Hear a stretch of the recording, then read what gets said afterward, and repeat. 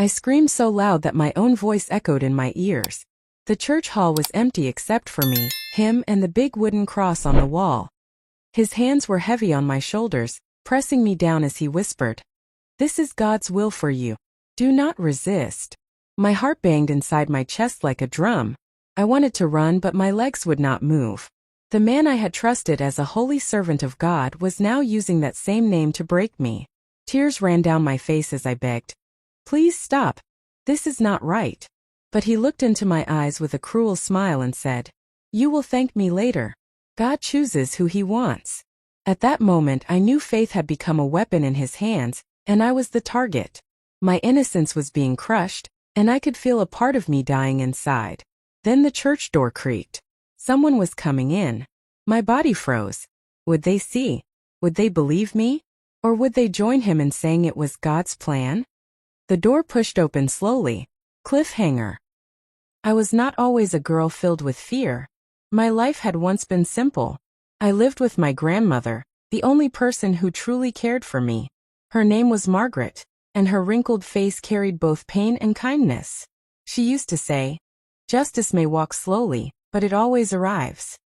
At that time, I didn't understand what she meant. I was 13 when my story began. We lived in a small town where the church was everything. The church was our school, our hospital, and our court. If the pastor spoke, people believed without question. His word was like God's voice itself. I was an ordinary girl, quiet, always helping Grandma fetch water or sell fruits at the market. I dreamed of becoming a teacher one day. I never thought the same place where I sang hymns and prayed would become the same place where my heart would be shattered. The man at the center of it all was Pastor John. He was not an old man, maybe in his 40s, tall, always dressed in white, with a Bible tucked under his arm. He preached with fire, shouting, "Repent or you will burn in hell." And people would cry, kneel, and beg for forgiveness. Women admired him, men respected him, and children like me feared him. First, I too thought he was holy. He came to visit Grandma often, saying prayers for her health and leaving us food sometimes. Grandma, who was weak with age, trusted him deeply. "Obey Pastor John," she always told me. "He is God's servant." But behind his holy face, Pastor John carried a darkness no one could see. The first time he looked at me in a strange way, I was carrying water to the church compound. He stopped me, placed his hand on my head and said, "You are chosen." I smiled shyly, not understanding what he meant. But when his hand lingered too long, brushing against my hair, something in my stomach turned. Days later, he began calling me for special prayers. First I was proud. Other children were jealous. "Pastor likes you," they whispered. "You are blessed." But I did not feel blessed. Each time I was alone with him, I felt my chest tighten. One evening, while Grandma was asleep, he came to our house. He said, "God has given you a gift, and only I can help you unlock it." His eyes were sharp and his voice carried power. I did not understand his words, but I felt trapped, cornered like a bird in a cage. Still, I kept quiet. Who would believe me? Who would dare question Pastor John? The night that broke me began like any other. It was Saturday, and we were preparing for Sunday service. Pastor John called me to the church, saying we needed to practice hymns. The hall was quiet, filled with the smell of old wood and candle wax. I thought we would sing. Instead, he closed the door behind me and turned the key. That was when everything changed. His words still ring in my ears. "Do not fear. This is God's way of using you." I tried to fight back, but he was stronger. My prayers felt useless, bouncing off the walls, unheard by heaven. I thought of Grandma, of her frail body, of how she trusted him. Would she believe me if I told her? Or would she call me a liar? I lay broken on the cold floor, my soul crushed under the weight of betrayal. But then, just when I thought no one would ever know, the door creaked open. Someone was standing there, staring at us. And that was how the chain of events began. Events that would test my courage, tear my family apart, and force me to fight for justice when faith had been turned into a weapon. But the story did not end there. Because what happened after that door opened would set fire to everything I knew. The door creaked open wider, and the light from outside spilled into the dark church hall. My heart thudded like a drum in my chest. Pastor John's grip on me loosened for a moment, and he turned sharply toward the sound. It was Samuel, one of the church assistants. He was only a few years older than me, maybe 16, tall and skinny, carrying a broom in his hand.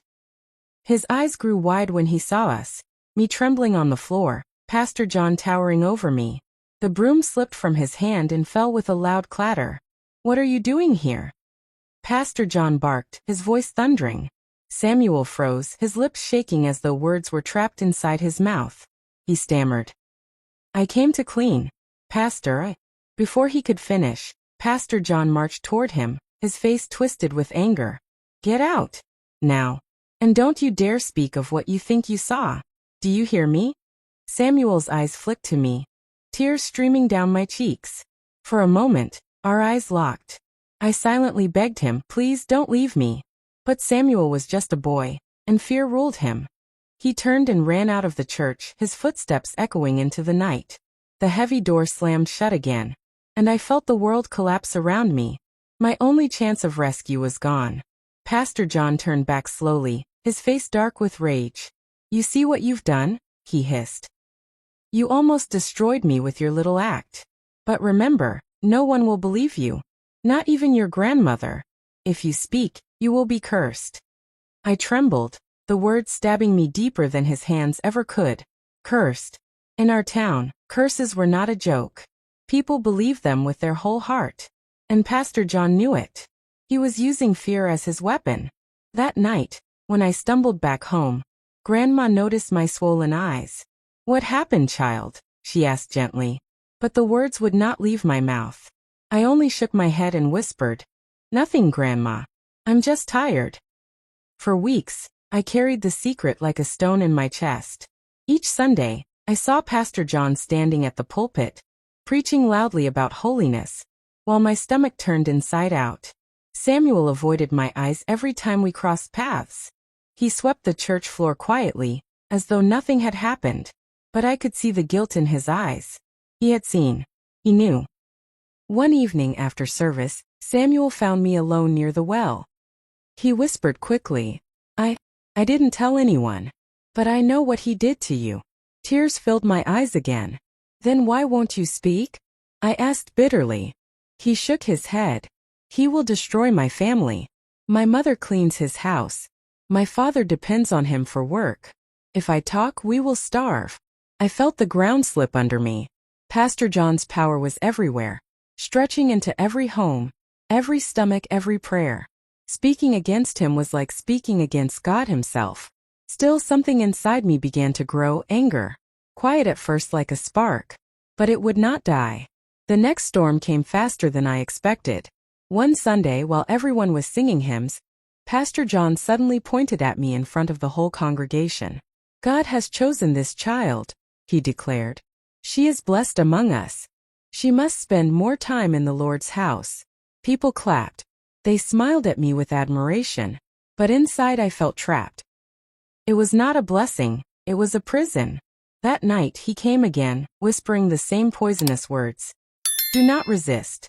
This is God's will." I cried silently, my fists clenched under the blanket. I thought of Grandma's frail body sleeping beside me. If I told her, would she collapse from the shock? Would she hate me? Or worse, would she not believe me at all? The days turned darker. My heart was heavy, but I remembered Samuel's eyes that night in the church. He had seen. He knew. And maybe, just maybe, he could help me. So one evening, I pulled him aside after choir practice. My voice shook as I said, "If we don't speak, he will keep hurting people. Maybe not just me. Maybe others too." Samuel's face turned pale. He looked around to make sure no one was listening. "If we tell the truth, no one will believe us," he whispered. "He is the pastor. We are children." "But God is watching," I said softly. "And my grandmother always told me, justice may walk slowly, but it always arrives." Samuel's lips trembled. He said nothing, but I could see the battle raging inside him. And then before I could say another word, the church bell rang loudly, dong dong dong. People screamed outside. A fire had started in the village. We ran out to see black smoke rising in the distance. Children cried, women wailed, men shouted orders. The fire was swallowing one of the houses, and people were trying to put it out with buckets of water. I stood frozen watching the flames eat up the sky, and then I heard a chilling voice behind me. It was Pastor John. He stood tall, his face glowing in the firelight. His eyes locked on me, sharp and cold. "This is what happens," he said quietly, "when people try to fight God's chosen servant." My heart stopped. Was he saying he had caused this fire? Or was it a warning of what would happen to me if I dared to resist him? The flames roared higher, and I felt fear coil around me like a snake. The fire spread faster than anyone could have imagined. People ran back and forth with buckets of water, but the flames only grew higher, crackling and snapping like a hungry beast. Children coughed from the smoke, women screamed for their babies, men shouted, "More water! More water!" But it was useless, the fire was too strong. I stood frozen, the heat on my face, the smell of burning wood filling my nose. My eyes kept going back to Pastor John. He stood apart from everyone, calm, almost smiling. His eyes met mine, and in that moment I felt the fire was not just burning houses. It was a warning aimed at me. "This is what happens," his voice echoed in my head, "when people try to fight God's chosen servant." A chill ran through me despite the heat. Was it possible? Could he truly control something like fire? Or was it only coincidence? My young mind couldn't tell. All I knew was that he wanted me to believe it. He wanted me to be afraid. Grandma grabbed my arm suddenly, pulling me back from the smoke. "Stay close to me, child," she said, coughing. "The fire will spread." We watched as men shouted louder, forming a line from the well to the burning house. But it wasn't enough. The fire swallowed the roof with a deafening crack, and sparks rained down like angry stars. People screamed and scattered as the house collapsed into glowing ash. It was the home of Mr. Thomas, the carpenter. His family stood crying, their belongings gone in minutes. Neighbors comforted them, but the damage was done. That night, the fire finally died down, leaving only blackened wood and smoke that stung the eyes. People gathered in the square, whispering in low voices, "It must be witchcraft." "No, it is God's punishment." Maybe someone offended Pastor John. That last whisper made my heart stop. Already, people were tying the disaster to him. Not with suspicion, but with fear and reverence. They thought it proved his power. Grandma shook her head as we walked home. "Strange things are happening in this town. But remember, child, nothing hides forever. Even secrets find their way out." Her words gave me a small flame of hope. But when I glanced back at Pastor John, standing tall with his white robe glowing in the fire's afterlight, my hope shrank again. He looked untouchable. In the days that followed, the fire became the talk of the town. Some said it was the devil. Others said it was God testing their faith. But one thing was clear. Pastor John's influence grew even stronger. People knelt before him, asking for prayers to protect their homes. They offered him gifts, food, money, anything to stay safe. And I became more trapped than ever. Every time he looked at me, his eyes seemed to say, "See? No one will protect you. Not even fire will disobey me." One evening, I sat outside with Samuel. The stars blinked above us, but neither of us could enjoy their beauty. I whispered, "Do you see how everyone believes him now? How can we fight that?" Samuel shook his head. "We can't. Not yet. But maybe we can find proof." "Proof?" I asked, my voice trembling. "Yes. Something that shows he is lying. If people see it with their own eyes, they will believe us. Words won't be enough." His plan gave me a tiny thread of hope. But where could we find such proof? Pastor John was careful, too careful. And he had the whole town wrapped around his finger. Still, the spark inside me grew. I couldn't keep silent forever. The next Sunday, the church was fuller than ever. People packed the benches, their faces eager. Pastor John stood at the pulpit, his voice booming. "The fire was a warning from God," he shouted. "A warning that sin hides among us. And I will find it. God will reveal the guilty." The congregation gasped. People looked around nervously, as if their neighbors might be the hidden sinner. I sat stiffly, my hands shaking in my lap. Then, to my horror, Pastor John's eyes locked on me. "God has shown me something," he said slowly. "This child, yes, this very one, has been chosen for a mighty work. But Satan is trying to use her to destroy me. Gasps filled the church. All eyes turned to me. My heart dropped to my feet. Grandma squeezed my hand, confused but trusting. She didn't understand the hidden cruelty behind his words. She thought it was an honor. Pastor John stretched out his hand toward me. She must come forward now. We will pray over her, to drive out the devil trying to use her. The crowd murmured, some nodding, some whispering. I wanted to scream, to run, but my legs would not move. Samuel caught my eye from the corner of the room, his face pale with shock. He shook his head slightly, as if warning me not to obey. But the congregation was already urging me forward. Go, child, go. Let Pastor pray for you. Grandma tugged at my arm gently. Don't be afraid, child. This is God's will. Tears burned my eyes. I knew what it meant if I stepped forward. I would be trapped in his hands again before everyone, with no escape. The church grew louder, voices pressing me, bodies shifting, eyes all on me. And then, Pastor John shouted suddenly, "Bring her here." Now, two strong men from the choir stepped out, moving toward me, their hands reaching for my arms. The church roared, half in prayer, half in fear. I screamed. The men's hands closed around my arms, rough and unyielding. I kicked and twisted, screaming, "Let me go." But their grip only tightened. The entire church buzzed with voices, some praying loudly, some whispering, some clapping in agreement with Pastor John. "Drive out the devil," someone shouted. "Set the child free," another cried. But I wasn't possessed. I wasn't evil. I was just a girl being dragged into the lion's mouth, and nobody could see it. Pastor John spread his hands wide, his voice thundering. "Do not fear, people of God. Tonight, Satan will be defeated before your very eyes." The men pushed me to the front, forcing me onto my knees. My legs burned where they scraped against the wooden floor. I looked up at Pastor John, and for a moment, his face softened into a sly smile that only I could see. "Do not resist," he whispered low, "just for me, or they will turn against you." My chest tightened. I could hear my own heartbeat pounding in my ears. Around me, people shouted prayers, their eyes shut tight, completely blind to the truth happening right before them. Grandma was in the crowd, tears in her eyes, her hands raised to heaven. "Help my child, Lord," she cried. She thought she was protecting me, but she was unknowingly handing me over. Then Pastor John laid his hand heavily on my head. His palm pressed down so hard it felt like my skull would crack. He shouted, "In the name of Jesus, I command the demon inside this child to leave." The crowd erupted in thunderous prayer. Some people fell on their knees, others rolled on the floor, and the whole building shook with noise. I gasped, my body trembling, not from demons, but from fear and humiliation. Tears poured down my cheeks. I wanted to scream the truth, to tell everyone what this man was doing to me. But when I opened my mouth, no words came out. My throat was locked.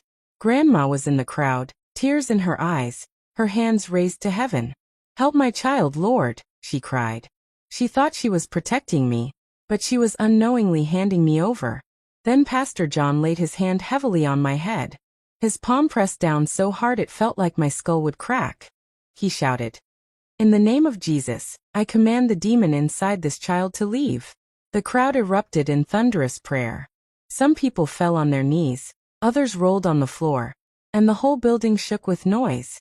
I gasped, my body trembling, not from demons, but from fear and humiliation. Tears poured down my cheeks. I wanted to scream the truth, to tell everyone what this man was doing to me. But when I opened my mouth, no words came out. My throat was locked. And then, Samuel's voice cut through the noise. "Stop," he shouted. The prayers faltered. Heads turned. The church fell silent, except for the faint sound of someone still weeping. Samuel stepped forward, his fists clenched, his body shaking. He looked Pastor John straight in the eye. "You are lying," he said, his voice loud but trembling. "She is not possessed. You are using her." Gasps filled the room. People whispered sharply. Some stood up in shock, others frowned in disbelief. Pastor John froze, his hand still heavy on my head. Then slowly, he turned to face Samuel. His eyes were dark, his lips curling into a dangerous smile. "Boy," he said calmly, though his voice carried like thunder, "do not let Satan use your tongue. If you speak lies in the house of God, his fire will fall on you." Samuel swallowed hard, but he didn't back down. "I saw you," he blurted out. His voice cracked, but his words carried power. "That night in the church, I saw what you did to her." The entire congregation gasped louder this time. Women covered their mouths. Men shifted uneasily on the benches. All eyes darted between me, Samuel, and Pastor John. My heart leapt to my throat. Someone had finally spoken. The truth had finally slipped into the open air. But instead of shame or fear, Pastor John threw back his head and laughed. A deep booming laugh that made my skin crawl. "You see, my children," he shouted, pointing at Samuel. "This is how Satan works. He twists the mind of the young to spread lies against God's servant." The crowd roared in agreement. Some shouted, "Amen." Others muttered angrily at Samuel. A few even stood, moving toward him threateningly. Samuel's eyes darted around, fear flickering, but he held his ground. "I am not lying," he cried. "He is the one lying. He is hurting her." For a moment, silence again. And in that silence I saw faces in the crowd, some doubtful, some confused, some angry. Seeds of suspicion had been planted. But Pastor John was too powerful to let them grow. He grabbed me by the arm and yanked me to my feet. "Tell them, child," he roared. "Tell them I am your protector. Tell them this boy is lying." The crowd leaned forward, hungry for my answer. My lips trembled. My whole body shook. I could feel Samuel's eyes on me, pleading silently, "Please speak the truth." And then Grandma's voice cut through, sharp and desperate. "Tell the truth, child," she cried. "Whatever it is, say it now." My throat went dry. The room spun. I felt trapped between two worlds, the world of fear and the world of truth. If I spoke, Pastor John might destroy me. If I kept quiet, I would destroy myself. The silence grew heavy, pressing down on me like a mountain. Everyone waited. My lips parted and I took a shaky breath. But before I could speak, suddenly the church doors slammed open with a loud bang. Everyone jumped. Heads whipped around. And standing there in the doorway was a tall man in a police uniform, flanked by two other officers. His voice rang clear. "This service is over. Pastor John, you are coming with us." The whole church froze. The tall policeman's words echoed through the air like a crack of thunder. "Pastor John, you are coming with us." For a moment, nobody moved. It was as if the congregation could not process what had just happened. Pastor John, our untouchable leader, the man everyone called holy, was being called out like a common criminal. Gasps rippled through the benches. Some people whispered, "No, this cannot be." Others clutched their heads as though the world itself had split open. Pastor John did not flinch. His hand still gripped my arm, but now tighter, almost crushing. Slowly, he turned to face the officers, his face calm but his eyes burning with rage. "Do you dare step into the house of God with such accusations?" he thundered. His voice was so powerful that even the policemen hesitated. "This is sacred ground. You cannot touch the anointed of the Lord." The congregation erupted. Some shouted, "Amen." Others booed at the policeman. A few even stood up and tried to block the aisle. The lead officer raised his hand firmly. "Step aside. We have a report against this man." "A report?" Pastor John sneered. He lifted his Bible high. "No weapon formed against me shall prosper. Do you not fear God? Touch his servant, and you will bring curses upon this land." Fear rippled through the crowd. People began murmuring frantically, "It is true, if they arrest him, maybe God's anger will fall on us. We must protect him." The officers exchanged uneasy glances. It was clear they hadn't expected such resistance. I looked at Samuel. His face was pale, but his fists were clenched. He had done something. He must have been the one who called them. Grandma clutched my hand tightly. Her eyes darted between Pastor John and the officers, confusion and fear swirling in them. "What is happening, child?" she whispered. I wanted to tell her. I wanted to cry out that this was our chance. That justice had finally stepped through the door. But the words stuck in my throat. Pastor John stepped forward, puffing his chest, his voice booming louder. You come here with lies, with false witnesses, with the devil's tongue. Who dares accuse me? Stand vors. The room fell into silence. All eyes turned, searching for the accuser. Samuel trembled but stepped forward. His voice shook, but he said it. I did. I saw what you did to her. Gasps again. The crowd erupted. Some shouted insults at Samuel, others pulled back in shock. Pastor John's face twisted. This boy, he spat, laughing bitterly. A servant of the church who cleans floors dares accuse me, a man of God? He raised his hands dramatically. Children, Satan has entered his heart. Rebuke him. A wave of voices rose, some yelling prayers, others shouting at Samuel. The officers tried to calm the crowd, but the noise was deafening. And then in the middle of it all, Grandma's voice rang out, trembling but strong. If this is true, she said slowly, her eyes wet with tears, then let the girl speak for herself. The church went dead silent. Every head turned to me. My chest tightened. My knees felt weak. This was the moment. My chance. My whole body screamed with fear, but Samuel's eyes held me steady. Grandma's trembling hand squeezed mine. I opened my mouth, my lips quivering. For the first time the words began to form. He hurt me. The church gasped. Some people clapped their hands over their mouths. Others shook their heads in denial. But before I could finish, Pastor John roared, his voice shaking the walls. Liar! His hand shot out, and he struck me across the face. The force threw me back onto the floor. My cheek burned, my ears rang, and the crowd screamed in shock. The officers rushed forward. Enough! They shouted, grabbing Pastor John by the arms. But he fought like a wild animal, twisting and shouting. This is persecution. This is Satan's work. You cannot touch me. Chaos exploded. Some members of the congregation tried to pull him free from the police. Others cried and prayed, while a few looked at me with horror, realization dawning in their eyes. The officers finally dragged him toward the door, but Pastor John thrashed and shouted, his voice echoing like a curse. If I fall, this town will fall with me. And just as they reached the doorway, BM. The oil lantern near the altar toppled over in the struggle, shattering on the floor. Flames burst across the wooden planks, racing like snakes. People screamed. The fire was spreading fast.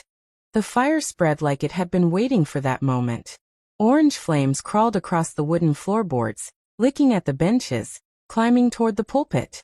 People screamed and scrambled, their voices blending into a storm of chaos. Water! Get water! Someone shouted. Children first, another cried. Mothers clutched their babies, men tried to pull benches aside, and the officers struggled to hold Pastor John as he kicked and shouted like a man possessed. This is God's judgment, he roared, twisting violently. You have dared touch his servant, and now his wrath is upon you. His words filled the room like poison, and for a moment, people hesitated, unsure if they should run or bow and pray. Some fell to their knees crying, Forgive us, Lord, while others pushed frantically toward the door. I lay on the floor, dazed from his slap, my cheek burning.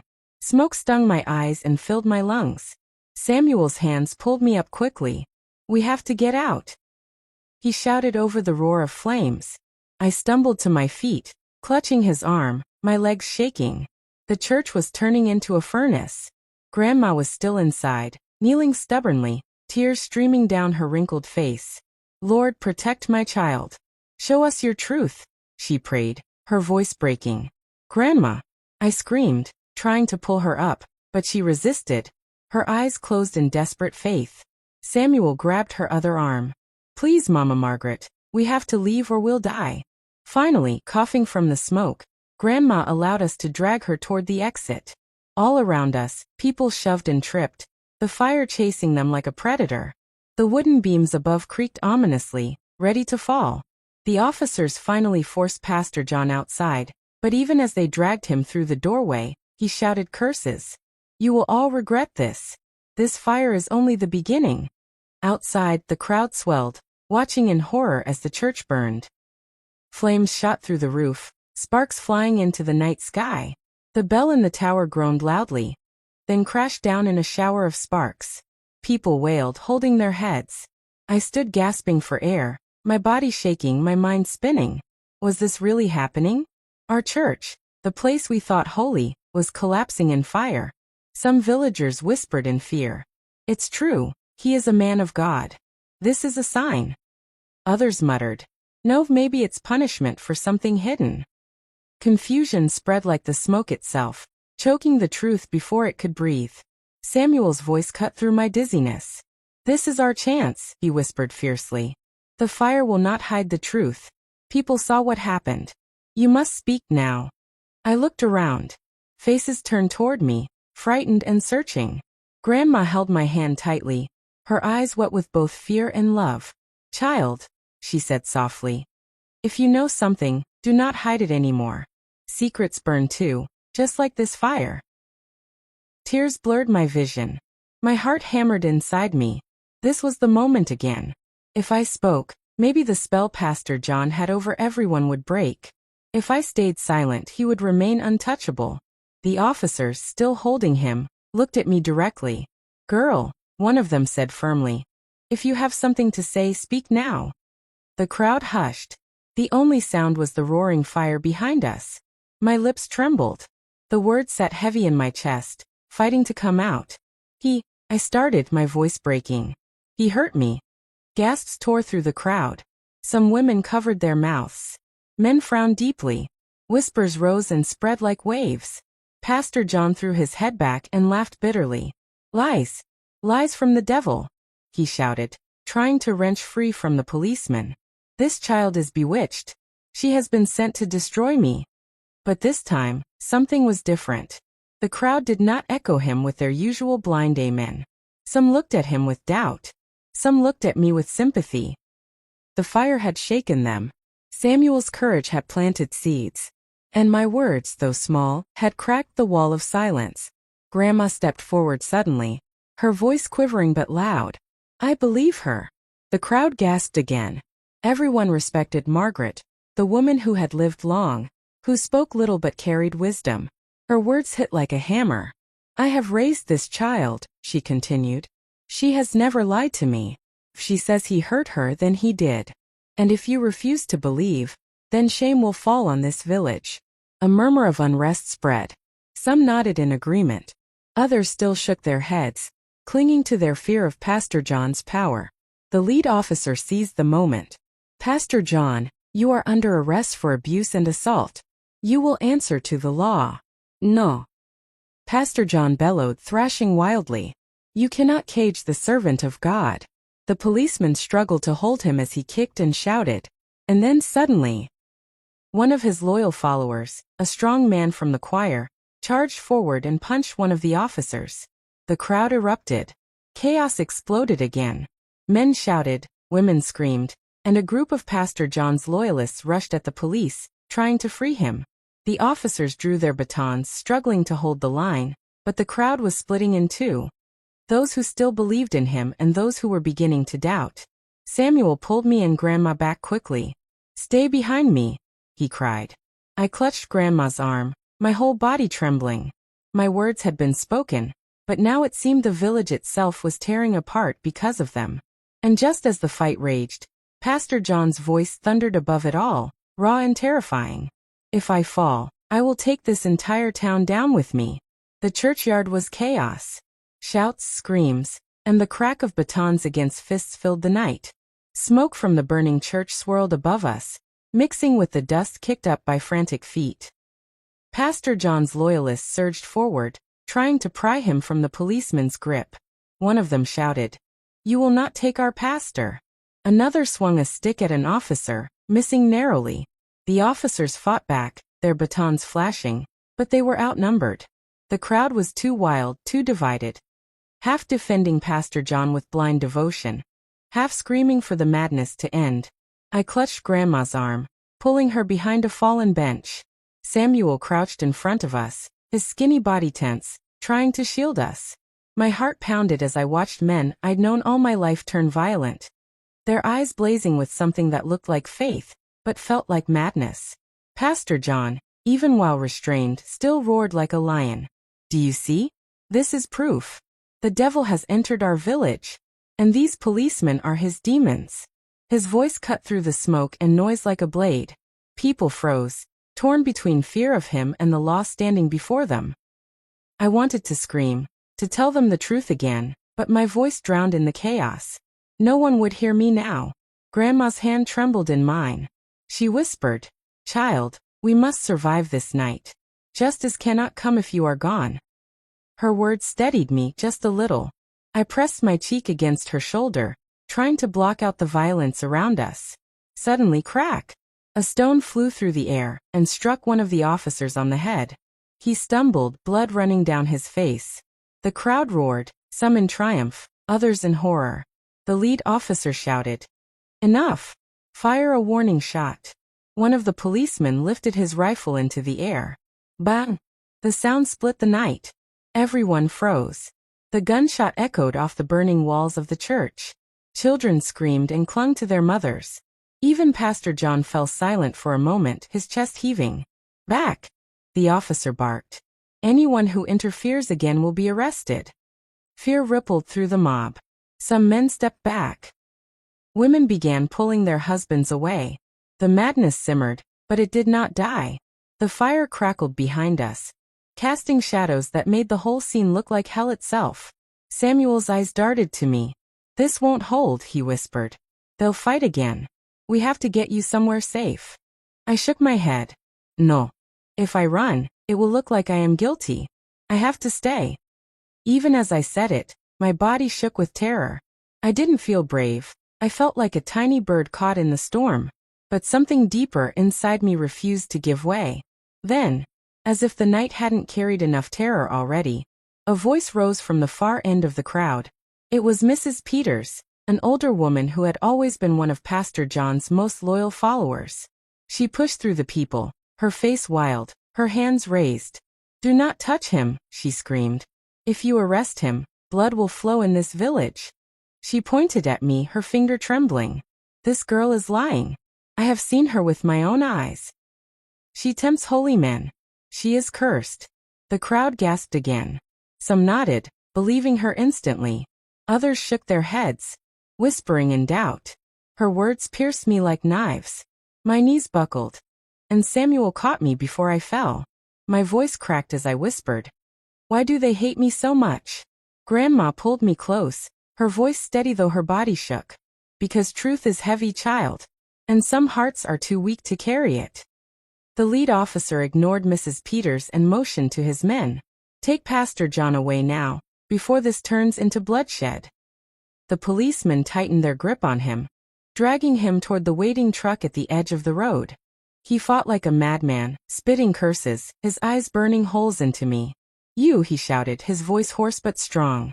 "You dare stand against me? I will return for you. And when I do, you will wish you were never born."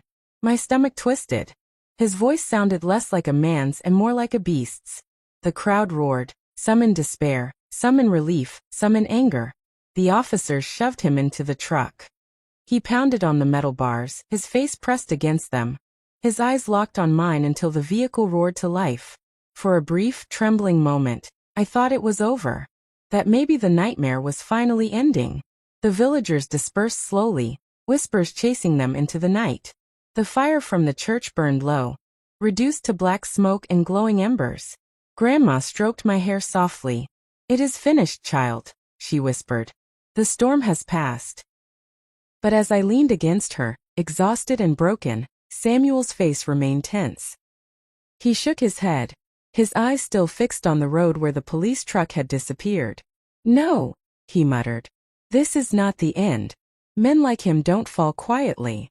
And he was right, because only an hour later, as the village tried to settle into uneasy silence, we heard it, the roar of angry voices rising in the distance.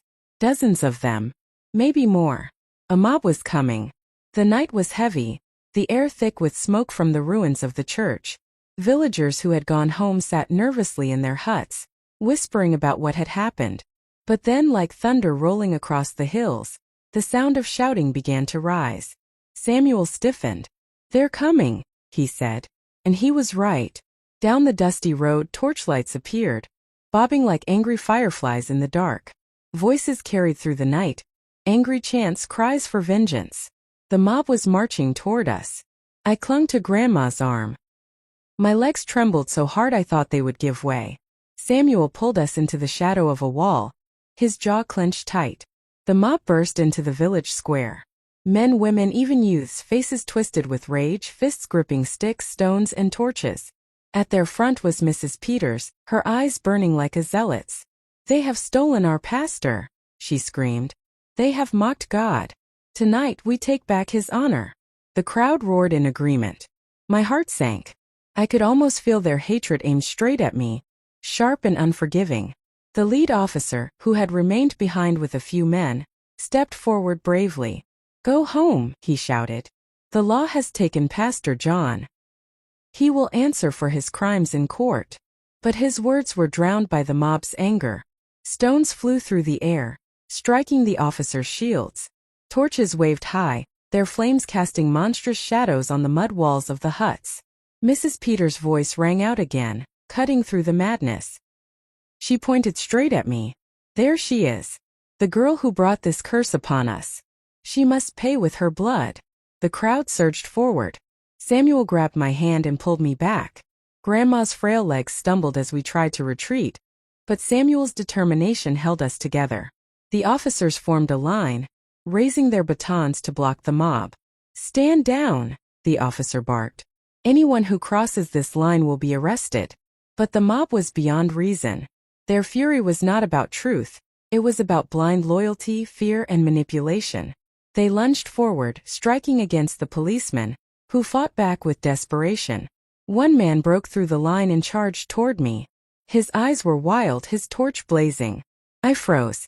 Samuel shoved me aside and tackled him to the ground, wresting the torch from his hand. The flames sputtered and died in the dirt. "Run!" Samuel shouted. But Grandma shook her head. Her old voice was steady, firm. "No. Running will not end this. Truth must be spoken here, now, or the lies will never die." And before I could stop her, she stepped forward into the open, raising her frail arms. Her voice, though cracked with age, rang out with startling strength. "Enough," she cried. The mob hesitated. Even in their fury, they could not ignore the voice of Margaret, the oldest woman in the village, the one whose prayers had blessed births and comforted deaths. "You call yourselves children of God," she shouted, her face lit by the firelight. "But you raise your hands against a child? Against the truth." The crowd wavered. Murmurs rippled through them. Some lowered their sticks. Others shuffled their feet uneasily. Grandma pointed at me, her voice breaking but strong. "This girl has spoken. She has suffered in silence. And now she has told us what he did. Will you stone her for his sin? Will you kill the innocent to protect the guilty?" Her words fell heavy, like stones themselves. The mob grew restless, their unity cracking. Some faces twisted in shame. Others still burned with anger, but doubt had begun to creep into their eyes. I felt courage rise in me. My legs still shook, but my voice finally found its strength. I stepped beside Grandma, tears streaking my smoke-stained face. "It's true," I said, my voice trembling but loud enough to carry. "Pastor John hurt me. And if you silence me, more girls will suffer. More lives will burn like our church tonight. Is that what God wants? Is that justice?" A silence swept over the crowd. Even Mrs. Peters faltered, her mouth opening but no words coming out. The officer seized the moment. "This madness ends here," he shouted. "Pastor John will face the law. And if any of you choose violence tonight, you will face it too." Slowly, like waves retreating from the shore, the mob began to scatter.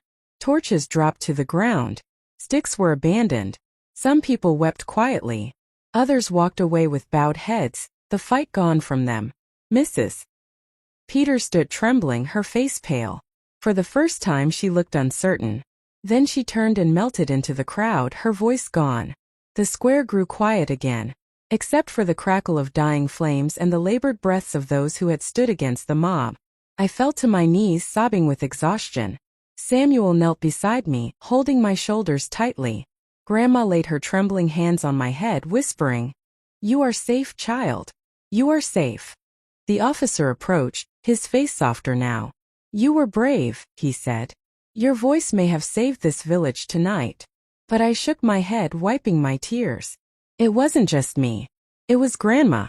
It was Samuel. It was truth itself. That is what saved us. He nodded slowly. And truth will protect you in court. Be strong.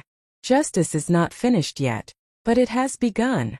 As the mob dispersed, and the last flames of the church sank into glowing ash, I realized something. Faith can be used as a weapon, but it can also be a shield. And sometimes, to fight for justice, you must dare to stand even when your knees tremble. That night, under the dark sky of a broken village, I made a promise to myself. Never again would I let silence protect the wicked. My voice was my weapon now, and with it I would fight for justice, not just for me, but for every soul Pastor John had ever harmed. And though the road ahead would be long, I knew one thing for certain. The fire had destroyed our church, but it had not destroyed me.